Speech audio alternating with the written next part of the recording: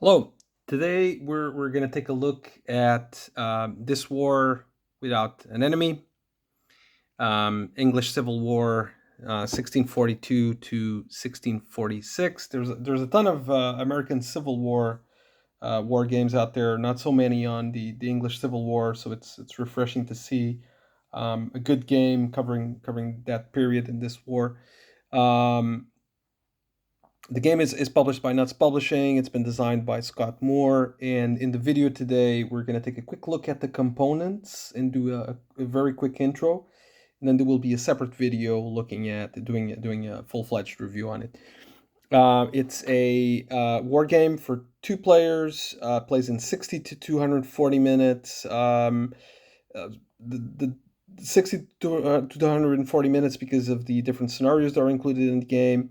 And it has no solo mode. It's two player only. As you can see, really nice looking box, and the components are also excellent. You can see the back of the box here, just an overview of the components. Let's open it up. So this is I think I should have mentioned this first. This is a block war game. So the armies are blocks, and when the game starts, you need to sticker the armies. Obviously, you need the blocks, so they come with a sticker sheet. Basically, there's the game opposes the royalists to the parliamentarians. The blocks are blue for the royalists and orange for the parliamentarians. We can see some block examples here. So typical blocks of fog of war. They're hidden from your enemy. And you can see the blocks here. So the name of the unit or the name of the. I'm just gonna zoom in a little bit so it's easier to see. So we have here whether what type of unit it is. So if it's infantry, cavalry, or artillery. In this case, they're both infantry. The effectiveness. So this is strength 2. This is a strength 1. The how it comes into play. So through playing a card or another event. The name of the leader. So this is Fairfax. This is, in this case, these are some clubmen, and the region that the block is associated to. There's also so the blocks initially are at full strength. So you see, and then as they lose strength, they lose steps. They're going to be rotated like this. Yeah. So these are the orange blocks, like I mentioned, are the parliamentarians. The blue blocks are the royalists. So faithful to King Charles. Here we have a cavalry block. Here we have an infantry block. And here we have, Zoom isn't picking this up. Here we have an infantry block. So the blocks are basically have all the information that you need. Really nice looking on both sides. So both the royalists and the parliamentarians. So as you can see, full bag, a bag full of blue, and another one full of orange blocks. There's also a few other blocks, which are these orange ones, which are the Covenanter blocks. So they're green and they're marked as Covenant. So they're the allies of the parliamentarians. It's interesting that in the review I'll talk a bit more about it, but it's interesting that the regions they're associated with kind of limit their movement. So they need to be chaperoned to move around, etc. It's an interesting system. And there's a few other blocks here, a few other blocks and markers. I want to get into these before the actual review, but there's a few other blocks. Yeah. The game also comes with 6 dice. I won't open the bag, but 6 dice, basically 3 dice. Sorry, 8 dice. I can't count. 8 dice, 4 for the parliamentarians and 4 for the royalists. Then there's a separate deck of cards for each side. So this is the Parliament deck. A few cards here that are kind of mixed, I think. Yeah. So these are the Parliament cards, and you can see here. This is the kind of points that the card gives you. So this is a 4-point card. This is also a 4-point card. This is a 3-point card, and 2 and 3-point cards have an event as well. So in this case we have terrain. This favors cavalry. Choose a battle. In this battle, all cavalry blocks on both sides engage at -1 effectiveness for all battle rounds. The cards have nice illustrations on them, as you can see. So this one has the this one actually activates the clubmen that we saw before. And the cards also have another bit of information here, which is they tell you the year in which they come in. They're added to your deck, and the year that they come out. So, some of them are going to have. So, see, for example, this one it comes in it's added in 1643. This one is removed in 1644. So you need to keep track of that. And there's the other deck for the king. So this is the royal the royalists deck. Rupert dismissed by the king. The excise ordinance raises war funds. Always important to have money. Actually, some of the cards are mixed. This is a parliamentarian card, but yeah. So we have a bunch of cards. Well-positioned artillery. Leslie recall to Scotland, etc. So yeah, 2 separate decks of cards. So there's no mixing between the 2 players. Then we have here. This is just the sticker. The sticker.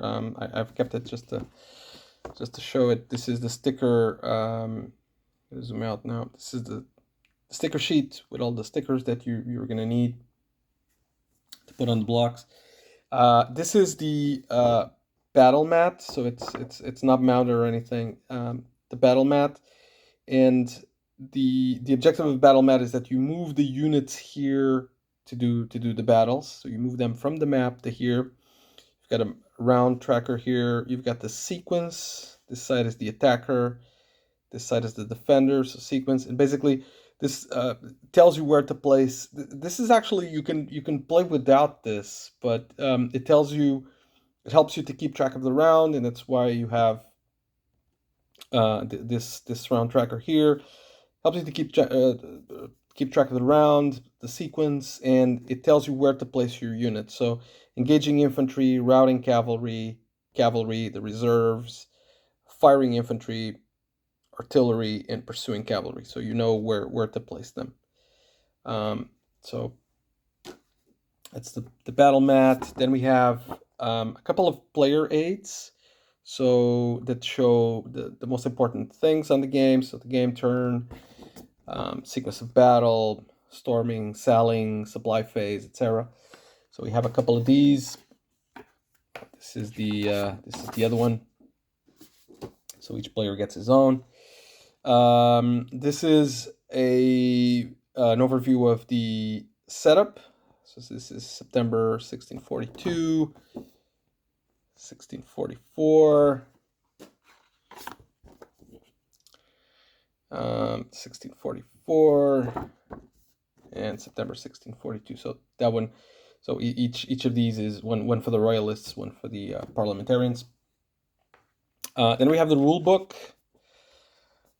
Same images on the box. The rule book is in full color, lots of illustrations. It has diagrams and examples and call outs and everything. And it also has the different scenarios. So you can see here the full war, the early war, mid to late war, the mid war, and the path to war. So some scenarios, so the longer scenarios are 26 to 27 turns, if I'm not mistaken. And then you have one scenario with 18 turns, and you have one scenario with 6 turns and one with 8 turns. And there's also some hints on how to play the game. Then we have a playbook, which I always like in these games because the playbook kind of eases you into the game.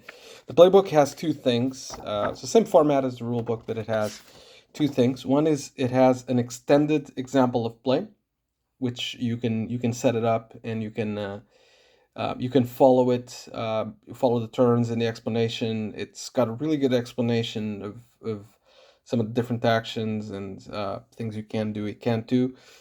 So it explains what the flow of the game is. So first turn, second turn. It's extended example.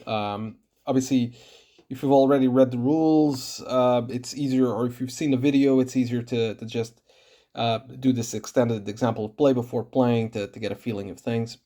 And then the second part of this is the background to the war. So it has an extended historical commentary of starting with the background to the war and explaining what actually happened with some commentary. So including the royalist commanders, the parliamentarian commanders.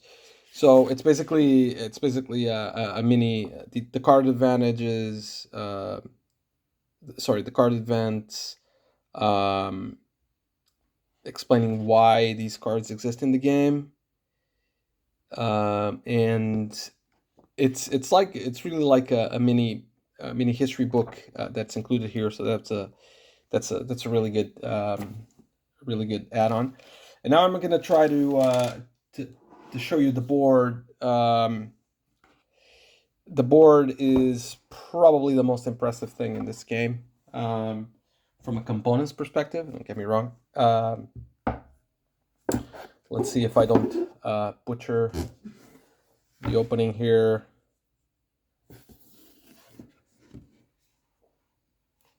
Oops.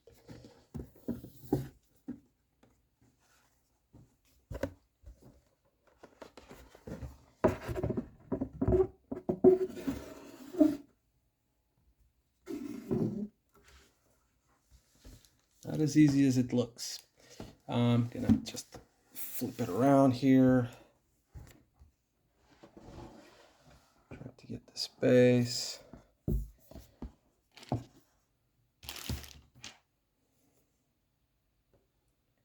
And I'm gonna have to zoom out a little bit. And this is it. This is, I think you can see that this is a absolutely gorgeous map that you have here. Just gonna zoom in a bit to show the details. Basically, you've got the year there and the turn marker that you'll use. Then you've got Scotland, Newcastle, the north. So you have all of the UK, England and Wales. Actually, you don't have all of the UK. You have England, Wales, and Scotland.